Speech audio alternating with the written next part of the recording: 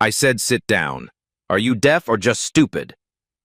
Judge Richard Caldwell doesn't even look up from his papers when he barks the command. The words slice through the courtroom like a whip crack. Marcus Johnson, impeccably dressed in a tailored Navy suit, remains standing. Caldwell's head snaps up, his pale face flushing red. He slams his gavel so hard it echoes off the marble walls. Typical. Probably can't even read the charges against you. Marcus slowly takes his seat, spine straight, eyes forward.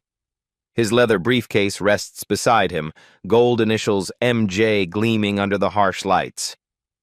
Reckless endangerment, disturbing the peace, resisting arrest. Caldwell's voice drips venom. 60 days in the county jail. Next time maybe you'll think twice before acting like you own the place. The sentence lands like a sledgehammer. Have you ever seen someone's world flip upside down in 60 seconds? What happens next will leave you speechless. Judge Richard Caldwell built his reputation on one simple principle.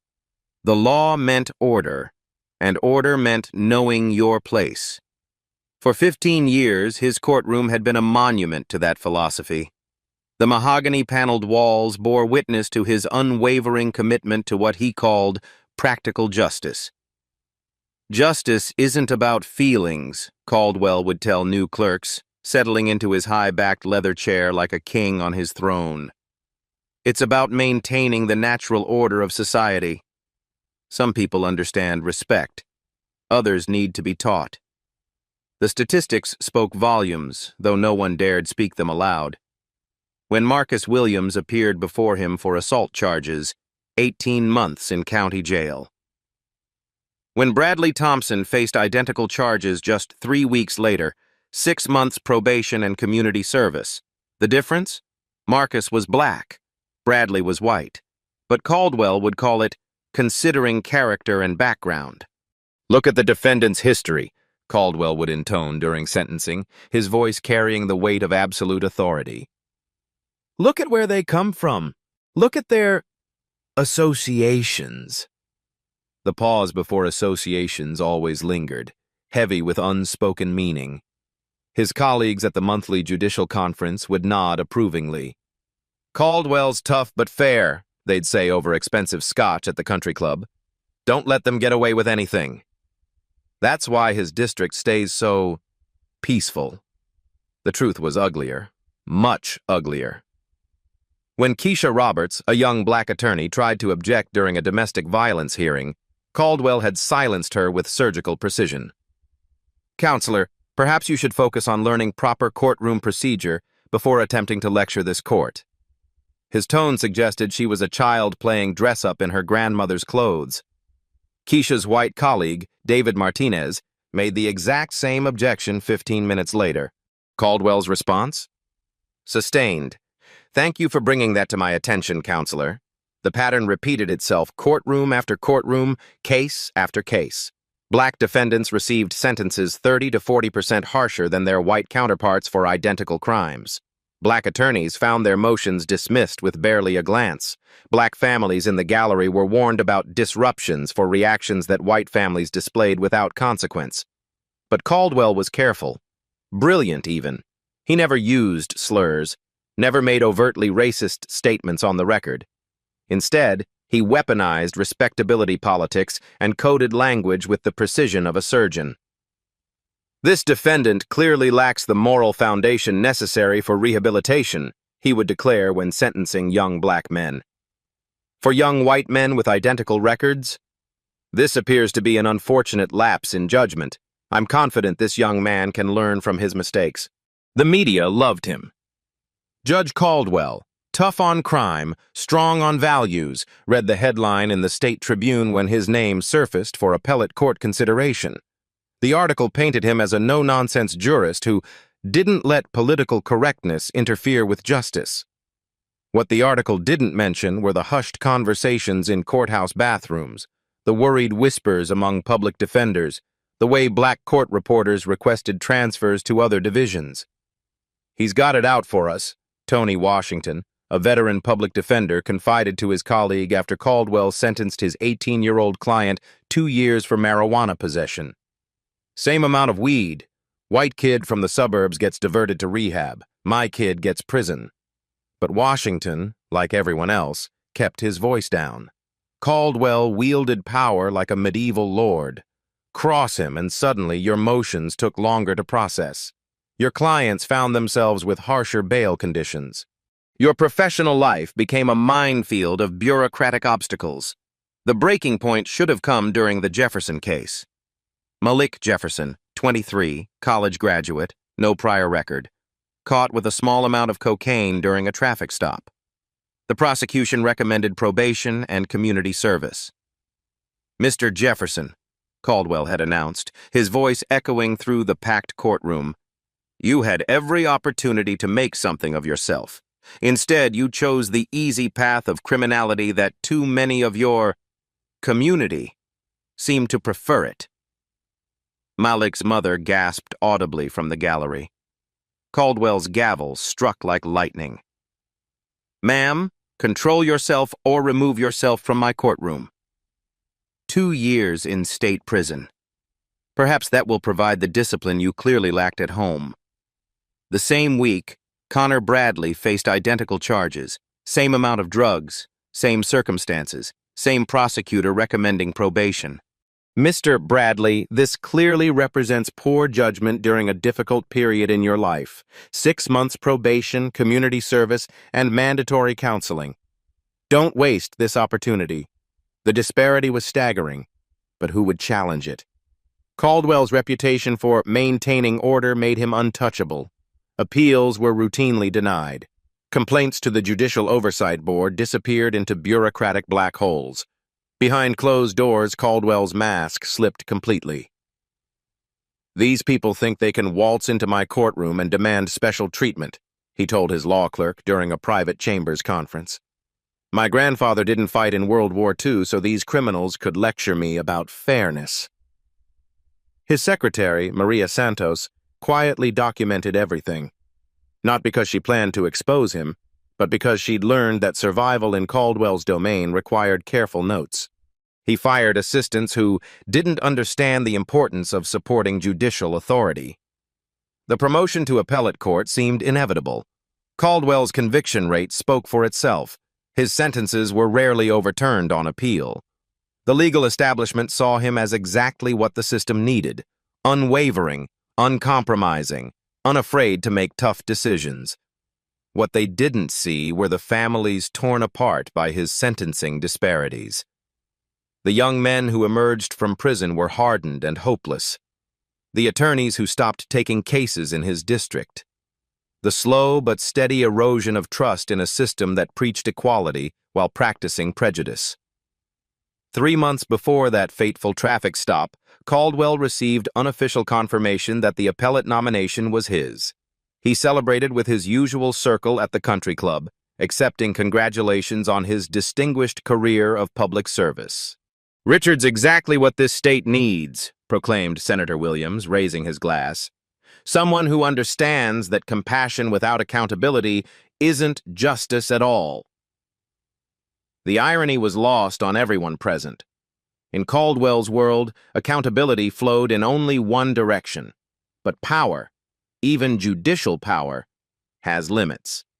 And sometimes, those limits arrive in the most unexpected forms. Sometimes they arrive carrying a briefcase with the initials MJ. Sometimes they arrive wearing an expensive suit and maintaining perfect composure while absorbing insults designed to break their spirit. Sometimes justice arrives disguised as the very thing you've spent your career trying to destroy. Judge Richard Caldwell was about to learn that lesson the hard way. The state attorney's office on 7th Street hummed with controlled chaos at 8:30 on a Tuesday morning. Young prosecutors clutched coffee cups like lifelines. Paralegals wheeled document boxes through marble corridors, and phones rang with the relentless urgency of justice delayed. Marcus Johnson walked through the main entrance with the measured pace of someone who owned the building, which, in many ways, he did. "Excuse me," called Jennifer Kim, the new victim services coordinator, intercepting him at the security desk. "Sir, if you're here to file a complaint, You'll need to take the elevator to the third floor and— Marcus paused, studying her with calm eyes. Thank you, miss. Kim. I'll find my way. The security guard, Danny Rodriguez, looked up from his newspaper and did a double take. Morning, sir, he said, suddenly straightening his posture. Didn't expect to see you this early. Jennifer's face flushed crimson. Oh God, I'm so sorry, I didn't realize. No apology necessary, Marcus replied smoothly. Happens more often than you'd think. He continued toward the elevator bank, his Italian leather briefcase swinging slightly with each step. Behind him, he heard Danny explaining in hushed tones, That's Marcus Johnson, lead prosecutor. Been here longer than most of the judges. The elevator doors closed on Jennifer's mortified expression. On the fifth floor, the atmosphere changed immediately. Conversations stopped mid-sentence. Assistants looked up from their keyboards. The energy in the room shifted like a tide recognizing its moon. Morning, boss, called out Sarah Martinez, his senior deputy, barely glancing up from a stack of case files. The Caldwell materials are on your desk. Statistical analysis came in at midnight. It's comprehensive. Marcus nodded, continuing to his corner office. Through the glass walls, he could see his team had been busy. Charts and graphs covered every available surface. Bankers' boxes lined the walls like soldiers in formation. Inside his office, the scope of the investigation revealed itself. 15 years of sentencing data, organized by race, crime type, and outcome. The pattern wasn't subtle, it was surgical. His phone buzzed. Johnson. Marcus, it's David Carter at Statistical Services. You need to see these numbers. I ran the analysis 3 times because I couldn't believe the disparity. How bad? 42% harsher sentences for black defendants compared to white defendants with identical charges and criminal histories. In some categories, it's over 60%. I've never seen anything like this. Marcus made a note. Send everything to my secure email. And David? This stays between us until I give you the green light. Of course. But Marcus, this is going to destroy careers. That's the point. After hanging up, Marcus opened his laptop and pulled up the official state attorney database. His clearance level allowed access to sealed records, judicial performance reviews, and disciplinary complaints. 3 hours later, he had what he needed. Judge Richard Caldwell wasn't just biased. He was systematically, methodically, brilliantly biased. His assistant knocked softly. Sir, Ada Williams is here about the Morrison case. Send him in. Tony Williams entered, closing the door behind him. Marcus, I've been thinking about our conversation yesterday. The Caldwell situation. Maybe we should involve the Federal Civil Rights Division before— No. Marcus's voice was quiet but absolute. This stays state level. We handle our own house. But if we're talking about systematic civil rights violations— Tony, how many cases have you tried in Caldwell's courtroom? Maybe 24 over the years. Why? Marcus turned his computer screen toward him. Because according to this data, your black clients received sentences averaging 38% harsher than your white clients for comparable crimes. Tony's face went pale. Jesus Christ. It's not your fault. He's been playing this game for 15 years and he's very good at it.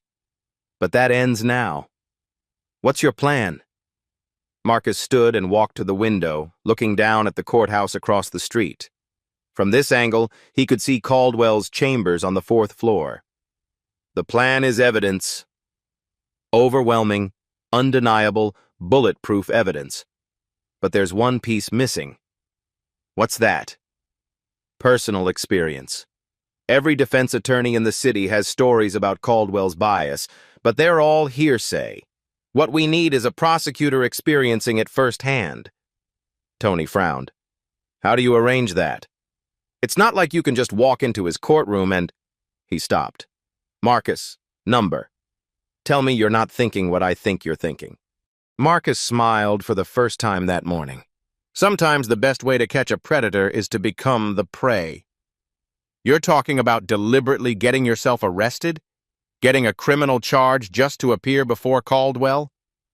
I'm talking about providing the final piece of evidence that will end his career. That's insane. If this goes wrong, if anyone finds out you orchestrated it, then I lose my job. But if I don't do this, how many more Marcus Williams cases will happen? How many more Malik Jeffersons get 2 years for what Connor Bradley gets probation? The room fell silent except for the distant hum of traffic 5 floors below. Finally, Tony spoke. What do you need from me? Complete deniability. When this happens, you know nothing. Your shock has to be genuine. And the rest of the team? Same thing. The fewer people who know, the better. Marcus returned to his desk and opened a different file. There's something else. My brother Michael got pulled over in Caldwell's district last month. Speeding ticket, but the officer noted aggressive behavior and failure to comply with lawful orders. Those are misdemeanors that could easily be upgraded to exactly. All I need is the right traffic stop in the right jurisdiction. Tony shook his head. You're putting your entire career on the line. My career doesn't matter if the system is broken. And Tony? It's not just broken. It's been weaponized. After Tony left, Marcus sat alone in his office, studying the wall of evidence he'd assembled. 15 years of systematic injustice, documented with the precision of a surgeon and the patience of a saint. His phone buzzed with a text message. Meeting with Appellate Nomination Committee moved to next week. Congratulations in advance. Senator Williams, Marcus smiled grimly. Caldwell's promotion timeline just became his deadline. Justice, he reflected, required perfect timing. The law degree from Harvard Law hung on the wall like a certificate of war. Next to it, Yale's Master of Laws diploma caught the amber glow of the desk lamp. Below both, 3 Prosecutor of the Year awards gleamed in polished frames, their gold lettering a testament to 15 years of relentless pursuit of justice. But tonight, Marcus Johnson wasn't thinking about accolades. He was thinking about Michael. His younger brother's voice still echoed in his mind from that phone call 3 weeks ago. Marcus, I need a lawyer. Good one. This white cop, man, he was looking for a reason. The traffic stop had been textbook harassment.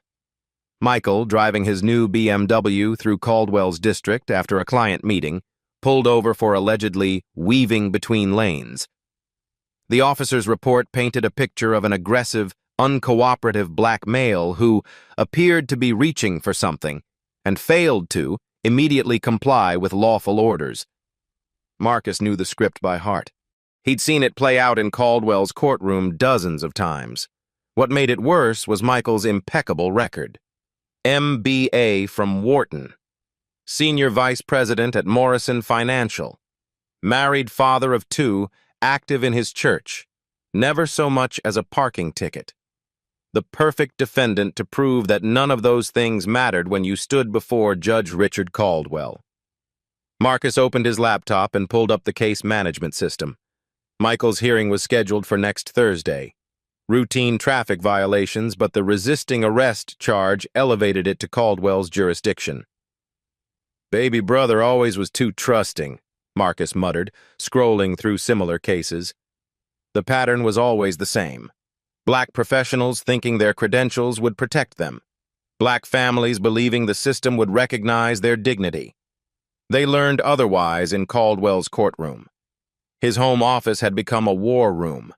3 bankers' boxes contained 15 years of meticulously organized case files. Sentencing disparities arranged by crime type, defendant race, and attorney representation. The statistical evidence was overwhelming, but statistics never told the human story. Marcus pulled out a red folder marked Personal Impact. Inside were letters from families whose lives Caldwell had destroyed, photos of young men who entered his courtroom with hope and left with felony convictions that would follow them forever. Malik Jefferson's mother had written, Judge Caldwell looked at my son like he was garbage. 2 years in prison for something that white boy got probation for. Same crime, same amount of drugs, but my Malik didn't have the right skin color. Marcus's phone buzzed. Text from his wife. Working late again? Dinner's getting cold. He typed back, almost finished. Save me a plate. But he wasn't almost finished. He was just beginning. The plan crystallized as he studied his calendar. Thursday morning, Michael's hearing. Thursday afternoon, the appellate nomination committee meeting where Caldwell's promotion would be fast-tracked. Perfect timing. Marcus opened a secure folder on his laptop labeled Operation Evidence. Inside were detailed profiles of every prosecutor in his office, their caseloads, their availability, their likelihood to be assigned emergency cases. What he needed was simple: get arrested in Caldwell's district for charges serious enough to warrant immediate arraignment, but minor enough to avoid federal involvement. The resisting arrest and aggressive behavior charges from Michael's case provided the template. His private cell phone rang. The caller ID showed his college roommate from Harvard, Judge Patricia Thompson, Circuit Court. Patricia, I didn't expect to hear from you this late. Marcus, I need to ask you something, and I need a straight answer. Are you building a case against Richard Caldwell? Silence stretched between them like a tightrope. Why would you ask that? Because his name came up in a very quiet conversation at the judicial conference last week. Someone mentioned unusual activity in prosecutor records requests, specifically sentencing data from his district. Marcus chose his words carefully. If hypothetically someone were investigating systematic judicial bias, what would your advice be? Patricia's sigh carried the weight of 20 years on the bench. My advice would be to be very, very careful. Caldwell has powerful friends. But Marcus? If someone were hypothetically building such a case, they'd have my full support. What he's been doing, it's destroying faith in the entire system. Hypothetically speaking, of course. Of course. After hanging up, Marcus opened his secure email and composed a message to his most trusted deputy. Sarah, I need you to clear your calendar for Friday morning. Emergency federal civil rights consultation. Tell no one. And Sarah, if something happens to me Thursday, you're acting as lead prosecutor until further notice. He encrypted the message and hit send. On his desk, Michael's case file lay open next to Marcus's official prosecutor credentials. Two paths diverged in the yellow wood of justice, and Marcus was about to take the one that would make all the difference. He picked up his phone and dialed a number from memory. Danny? It's Marcus Johnson. I need a favor. A big one. The conference room on the 8th floor of the federal building had seen its share of watershed moments. Civil rights violations, corruption scandals, judicial misconduct cases that reshaped entire districts. But the atmosphere this Wednesday morning carried a different weight, the electric tension of a reckoning 15 years in the making. Dr. Angela Foster, the state's leading expert in judicial statistics, spread her charts across the mahogany table like a prosecutor laying out murder weapons. Each graph told the same story with mathematical precision. Systematic racial bias elevated to an art form. Gentlemen, ladies, she began, her voice steady despite the magnitude of what she was about to reveal. In 30 years of analyzing judicial patterns, I have never encountered disparities this severe. The room held its breath. Present were representatives from the State Judicial Board, the Attorney General's office, and 3 federal civil rights investigators who had driven up from Atlanta the night before. Judge Richard Caldwell's sentencing patterns show a 42% disparity in average sentence length between black and white defendants for identical crimes with comparable criminal histories. Foster's laser pointer traced the red line across her projection screen.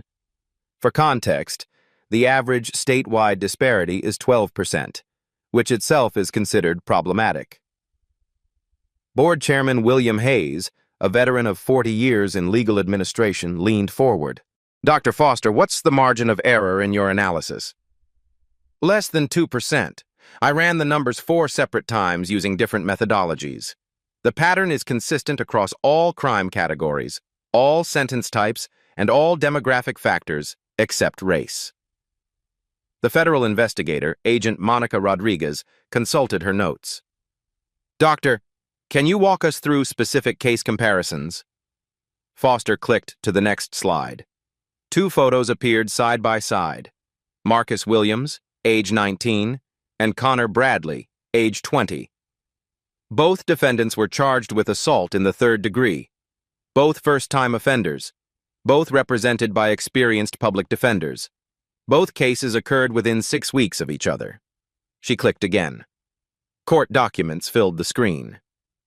Williams, 18 months county jail, 2 years probation, mandatory anger management classes. Bradley, 6 months probation, community service, voluntary counseling. A murmur rippled through the room. That's just one example. I documented 47 similar comparisons. The pattern never varies. Black defendants receive systematically harsher sentences for identical crimes. Hayes shifted uncomfortably. What about mitigating factors? Character witnesses, employment history, family circumstances? I controlled for all variables. In fact, many of the black defendants had superior educational backgrounds and employment records compared to their white counterparts who received lighter sentences. Foster advanced to her next slide, a timeline spanning 15 years. The pattern began immediately after Caldwell took the bench and has remained consistent throughout his tenure. We're not talking about unconscious bias or occasional lapses in judgment. This represents systematic, intentional discrimination. Agent Rodriguez made a note. Doctor, did you analyze plea bargain patterns? Excellent question. Black defendants in Caldwell's district are 38% more likely to reject plea deals and proceed to trial. When I interviewed public defenders, the reason became clear. Caldwell's plea conferences are so hostile toward black defendants that attorneys advise their clients to take their chances with a jury. A new voice spoke from the back of the room. What about appellate reversals? Foster turned toward Assistant Attorney General Karen Webb. That's perhaps the most disturbing finding. Caldwell's sentences are rarely appealed because most defendants can't afford the process, and those that are appealed face an uphill battle. The appellate court gives tremendous deference to judicial discretion in sentencing. She clicked on a new chart showing appellate outcomes. Of the 18 successful appeals of Caldwell's sentences, 16 involved white defendants. 2 involved black defendants, and both were overturned on procedural grounds, not sentencing disparities. The room fell silent, except for the soft scratch of pens on legal pads. Hayes cleared his throat. Dr. Foster, are you prepared to testify to these findings under oath? Absolutely. But there's more. Foster opened a thick binder and withdrew audio equipment. 3 weeks ago, I was contacted by Maria Santos, Judge Caldwell's former court reporter. She provided these recordings, made during private chamber conferences over the past 2 years. She pressed play. Caldwell's voice filled the room, crisp and unmistakable. These people think they can waltz into my courtroom and demand special treatment. My grandfather didn't fight in World War II, so these criminals could lecture me about fairness. The recording continued.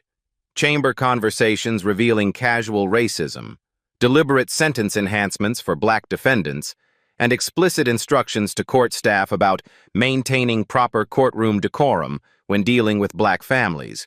In one particularly damning exchange, Caldwell could be heard telling his clerk, "Schedule the Jefferson sentencing for Thursday afternoon. I want him to sit in jail over the weekend thinking about his choices before I send him upstate." Agent Rodriguez stopped taking notes and started recording the session on her phone. The final recording was the most devastating. Caldwell speaking to his law clerk about the Morrison case. The public defender wants probation for this punk. Claims he's a college student. I don't care if he graduated summa cum laude from Harvard.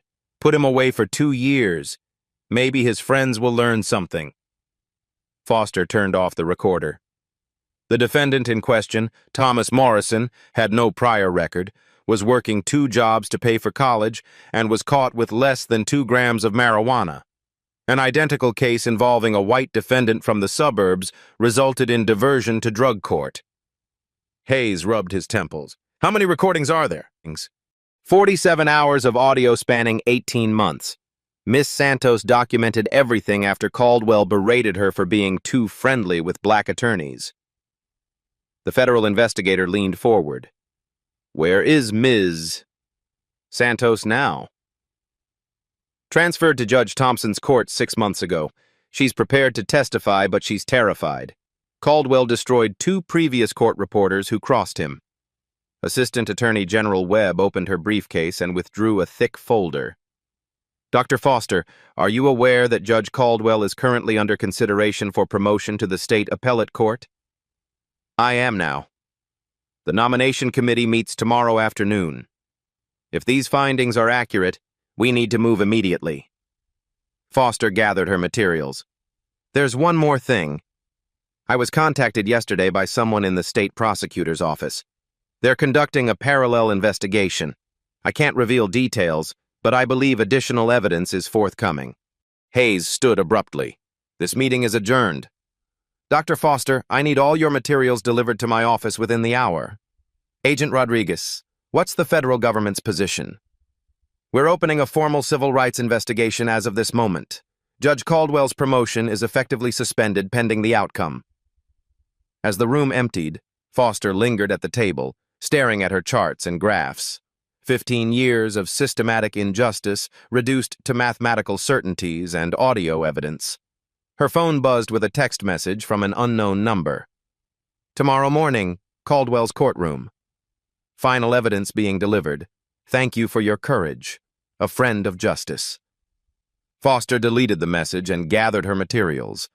Outside, storm clouds gathered over the federal building, and the first drops of rain began to fall against the windows. Justice, she reflected, often arrived with thunder.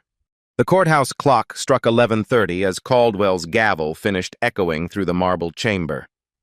Marcus Johnson stood perfectly still, his hands clasped behind his back, absorbing the weight of 60 days in county jail for what amounted to a traffic violation. Court is adjourned, Caldwell announced, already reaching for his next file. The power rush of crushing another uppity defendant still coursed through his veins. Bailiff, remove the defendant. But Marcus didn't move.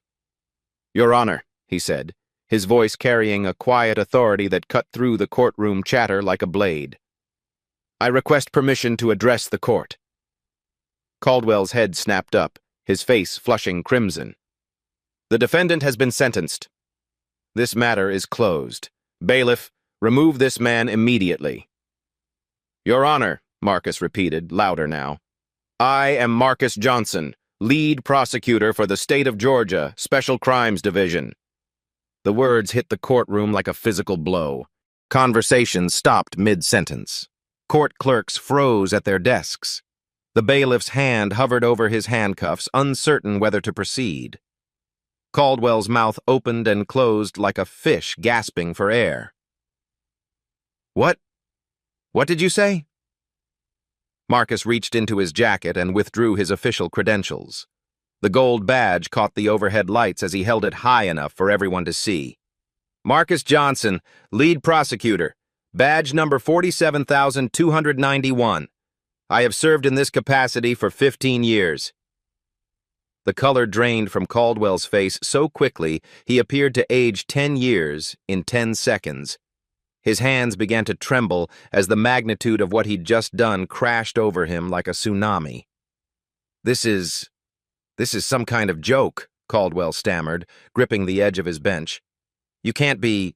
you're the defendant. You were arrested for driving while black in your district, Your Honor.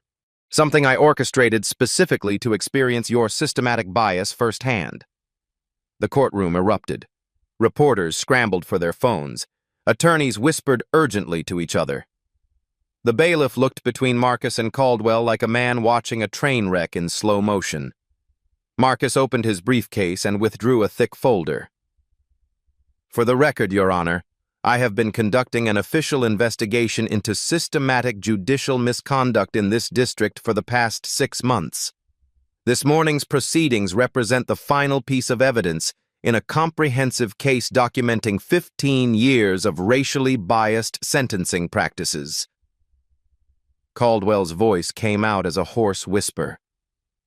You entrapped me. I exposed you. Marcus's voice remained perfectly calm, a stark contrast to Caldwell's growing panic. Every word you spoke, every gesture you made, every assumption you revealed about my character based solely on my appearance, it's all part of the official record now. The judge's clerk, a young white woman named Sarah, stared at Marcus with dawning recognition. She'd seen him before, not as a defendant, but in the prosecutor's parking garage, entering the building through the secure entrance reserved for senior staff.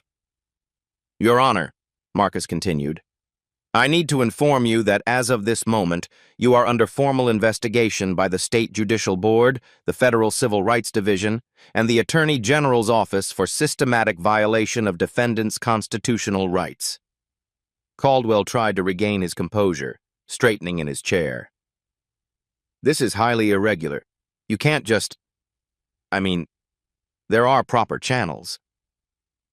The proper channels have been exhausted for 15 years while you destroyed lives and perverted justice. Today, the proper channels found you. Marcus turned to address the packed courtroom gallery. His voice carried the authority of someone accustomed to commanding attention in much larger venues. Ladies and gentlemen of the press, my name is Marcus Johnson. I serve as lead prosecutor for special crimes, with jurisdiction over civil rights violations, judicial misconduct, and systematic abuse of power. This morning's proceedings were conducted under the authority of the State Attorney General's Office as part of a comprehensive investigation. A reporter from Channel 7 stood up. Mr. Johnson, are you saying you deliberately got yourself arrested? I'm saying I provided Judge Caldwell with the opportunity to demonstrate the same bias he's shown toward hundreds of black defendants over the past 15 years. The only difference is that today, the defendant had the resources to fight back. Caldwell made one last desperate attempt to salvage his authority. This court does not recognize these irregular proceedings. Bailiff, clear my courtroom immediately!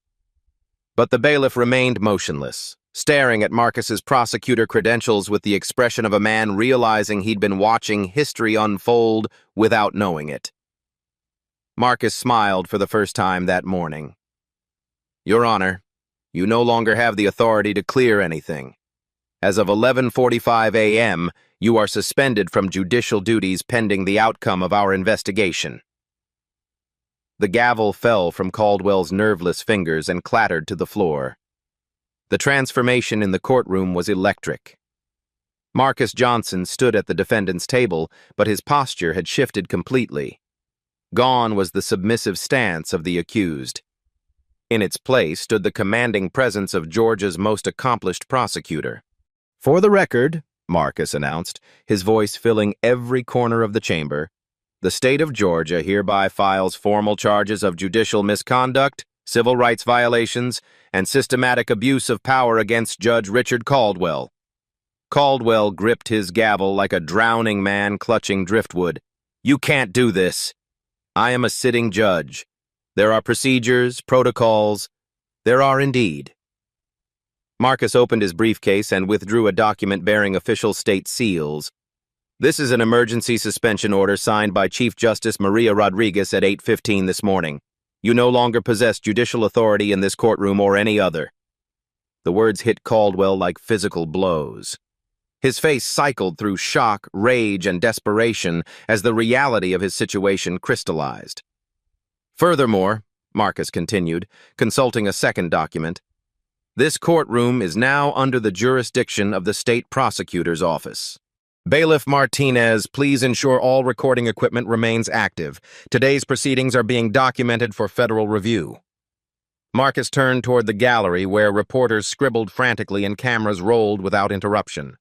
Ladies and gentlemen, what you witnessed this morning represents the culmination of 6 months of investigation into systematic racial bias in this judicial district.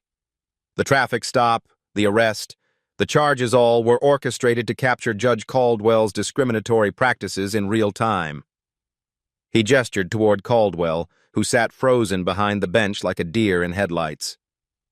Over the past 15 years, Judge Caldwell has systematically sentenced black defendants to terms averaging 42% harsher than white defendants for identical crimes. This morning, he demonstrated that same bias by sentencing me to 60 days in jail for violations that typically result in fines or probation. Channel 7's lead reporter stood up. Mr. Johnson, what happened to Judge Caldwell's previous cases? Every sentence he imposed will be reviewed by an independent panel. Defendants who were victims of discriminatory sentencing will have their cases automatically eligible for appeal and potential resentencing. Marcus opened his briefcase again and withdrew a thick binder. This contains documented evidence of Judge Caldwell's pattern of bias. 47 comparative cases where black and white defendants received drastically different sentences for identical crimes. Statistical analysis showing systematic disparities. Audio recordings of private chambers conferences where Judge Caldwell revealed his true motivations. Caldwell finally found his voice, though it cracked with desperation. This is entrapment. Prosecutorial misconduct. I'll have your badge for this, Johnson. Marcus smiled calmly. Your Honor, former. Your Honor, entrapment requires law enforcement to induce someone to commit a crime they wouldn't otherwise commit. I simply provided you the opportunity to demonstrate behavior you've exhibited consistently for 15 years. He advanced toward the bench, his prosecutor's instincts taking full control. Would you like me to present specific examples? Marcus Williams, age 19, first offense assault, 18 months county jail. Connor Bradley, age 20, identical charges, identical circumstances, 6 months probation. Malik Jefferson, college graduate, caught with personal use marijuana. 2 years state prison. Tommy Morrison, same charge, same amount, same lack of priors, diverted to drug court. With each comparison, Caldwell seemed to shrink deeper into his chair. The pattern never varies, Judge Caldwell. Black defendants get prison. White defendants get second chances. Black families get lectured about moral foundations. White families get compassion about youthful mistakes. Marcus reached into his briefcase one final time and withdrew a small digital recorder. But perhaps most damning of all are your own words, recorded during private chamber conferences. He pressed play. Caldwell's voice filled the courtroom. These people think they can waltz into my courtroom and demand special treatment.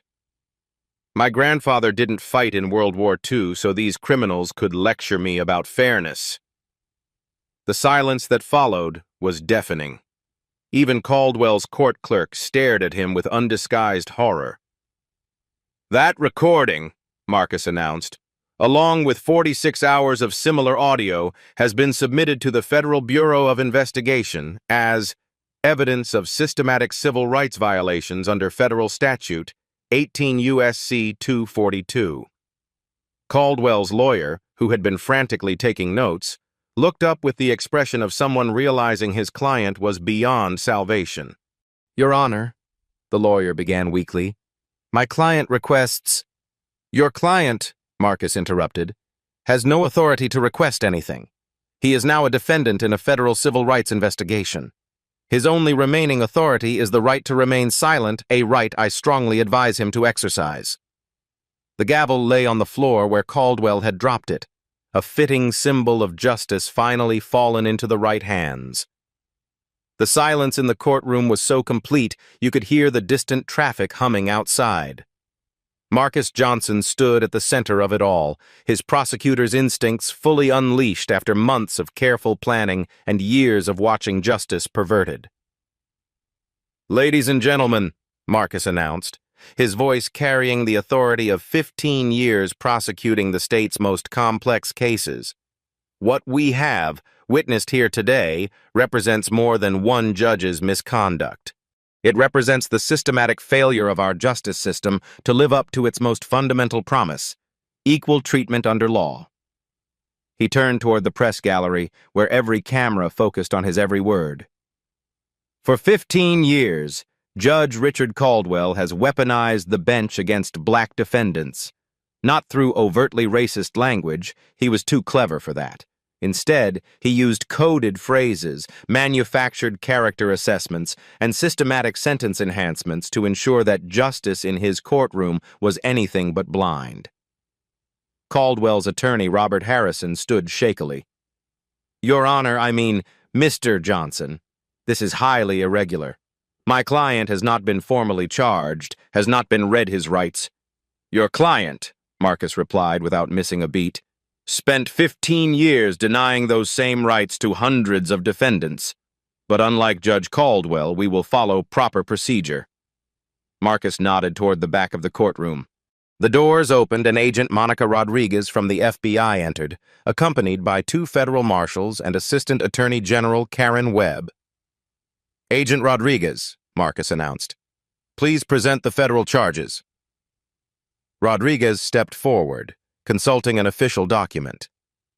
"Richard Caldwell, by the authority of the Federal Bureau of Investigation and the United States Department of Justice, you are hereby charged with conspiracy to deprive persons of their civil rights under color of law in violation of Title 18, United States Code, Section 242. The words echoed through the chamber like gunshots. Caldwell's face had gone completely white, beads of sweat forming on his forehead despite the air conditioning. "Furthermore," Rodriguez continued, "you are charged with systematic abuse of judicial authority, violation of the Equal Protection Clause of the 14th Amendment, and conspiracy to deny due process rights to defendants based on race." Caldwell tried to speak, but only a strangled whisper emerged. Assistant Attorney General Webb stepped forward. "Mr. Caldwell, you have the right to remain silent. Anything you say can and will be used against you in a court of law. You have the right to an attorney. If you cannot afford an attorney, one will be appointed for you." The irony was overwhelming. The man who had denied fairness to hundreds was now being afforded every protection he had systematically denied others. Marcus addressed the courtroom one final time as the lead prosecutor. "The evidence against Judge Caldwell is overwhelming and undeniable. 6 months of investigation, 47 hours of recorded conversations, statistical analysis showing systematic bias, and now today's demonstration of that bias applied to a sitting prosecutor." He gestured toward the stack of evidence boxes that federal agents were now cataloging. "Every case Judge Caldwell handled will be reviewed by independent counsel. Every defendant who was a victim of his discriminatory sentencing will have their case reviewed for potential resentencing or dismissal. This is not just about one corrupt judge. This is about restoring faith in our justice system." Channel 11's courthouse reporter stood up. "Mr. Johnson, what will happen to Judge Caldwell's appellate court nomination?" Marcus smiled grimly. "As of 1 hour ago, that nomination was officially withdrawn. Judge Caldwell will never sit on a judicial bench again." The federal marshals stepped forward. "Mr. Caldwell, please stand and place your hands behind your back." The transformation was complete. The man who had ruled his courtroom like a medieval lord was now being handcuffed in the very chamber where he had destroyed so many lives. As the handcuffs clicked shut, Caldwell finally found his voice. "This is a witch hunt. I was tough on crime. I maintained order. I did what the community expected, Dash." "You did what your prejudices demanded," Marcus interrupted. "And now you'll face the same justice system you perverted, except you'll receive the due process you denied others." The federal agents began escorting Caldwell toward the side door. As they passed Marcus, the disgraced judge looked directly at him. "I should have known," Caldwell whispered, his voice filled with bitter recognition. "You were too calm." Too composed. Real defendants break under pressure. Marcus met his gaze steadily. "Real prosecutors don't break at all, Your Honor. We just build better cases. As Caldwell disappeared through the door, Marcus turned to address the remaining crowd. Today, justice won. Not because one prosecutor exposed one corrupt judge, but because our system ultimately worked. When institutions fail, individuals must step forward. When the powerful abuse their authority, the powerless must find ways to hold them accountable. The gallery erupted in applause, but Marcus raised his hand for silence. This victory belongs to every defendant who suffered under Judge Caldwell's bias, to every family torn apart by his prejudice, to every attorney who fought uphill battles in his courtroom, to every person who believes that justice should actually be blind. He gathered his materials and walked toward the exit. At the door, he paused and looked back at the empty judge's bench. 15 years of systematic injustice ends today. Tomorrow, we start rebuilding trust. The gavel remained on the floor where Caldwell had dropped it. Marcus left it there. Some symbols, he reflected, were more powerful when broken. 6 months later, the morning sun streamed through the windows of the Attorney General's office on the 15th floor. Marcus Johnson adjusted his new nameplate, Deputy Attorney General, Civil Rights Division, and smiled at the irony. The man who had been sentenced to 60 days in jail was now the state's top prosecutor for civil rights violations. The transformation had been swift and decisive. Judge Richard Caldwell was serving 18 months in federal prison, the same facility where many of his victims had been unjustly incarcerated.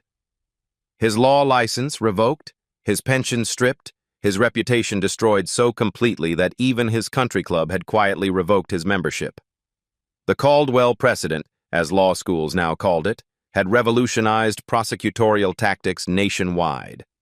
17 states had adopted the Johnson Protocol systematic investigations of judicial bias using statistical analysis, recorded evidence, and, when necessary, first-hand documentation of discriminatory practices. Marcus opened his laptop and scrolled through the morning's case updates. 43 defendants had been resentenced after independent review. Malik Jefferson was completing his college degree, his conviction overturned entirely. Marcus Williams had received a gubernatorial pardon and was now studying law himself, inspired by Marcus's example. The knock on his door interrupted his thoughts. "Come in." Sarah Martinez entered, carrying a thick folder. "Boss, the Georgia Supreme Court just ruled on the Morrison case. Complete reversal, with language specifically citing systematic judicial bias. Tommy Morrison's record is wiped clean." Marcus nodded, but his satisfaction was tempered by reality. "How many more cases are we reviewing?" 437 pending, with more being identified daily. The statistical team found patterns going back to Caldwell's first week on the bench. 437 lives damaged by one man's prejudice. The number still staggered him. His secure phone buzzed with a text from FBI Agent Rodriguez. Caldwell's appeal denied. The Federal Circuit Court upheld all convictions. Justice served. Marcus smiled and forwarded the message to Dr. Angela Foster, whose statistical analysis had provided the foundation for everything that followed. Her response came back immediately. "One down, too many more to go." Ready for the next case when you are. The next case. Because Caldwell wasn't unique, he was just the first to be exposed using these methods. 3 other judges were now under investigation using the Johnson Protocol. The systematic nature of judicial bias was being revealed courthouse by courthouse, district by district. Marcus stood and walked to his window, looking down at the courthouse where it all began. A new judge, Patricia Williams, a young black woman with impeccable credentials, now presided over Caldwell's former courtroom. Early reports suggested a dramatic shift toward fairness and equality. His phone chimed with a news alert. Johnson Protocol adopted in federal courts nationwide. The article described how his innovative investigation techniques were being implemented across the justice system, creating accountability where none had existed before. Marcus picked up his phone and scrolled to his contacts. Time to record the video his staff had been requesting for weeks. Good evening. I'm Marcus Johnson, Deputy Attorney General for Civil Rights. 6 months ago, I walked into a courtroom as a defendant and exposed 15 years of systematic racism disguised as justice. He paused, letting the weight of those words settle. If this story moved you, if it reminded you that justice requires courage from all of us, then share it. Subscribe to our channel for more stories where the system works because people make it work. And remember, when institutions fail, individuals must rise. He smiled at the camera. Justice isn't just blind. Sometimes it needs to open its eyes and see clearly.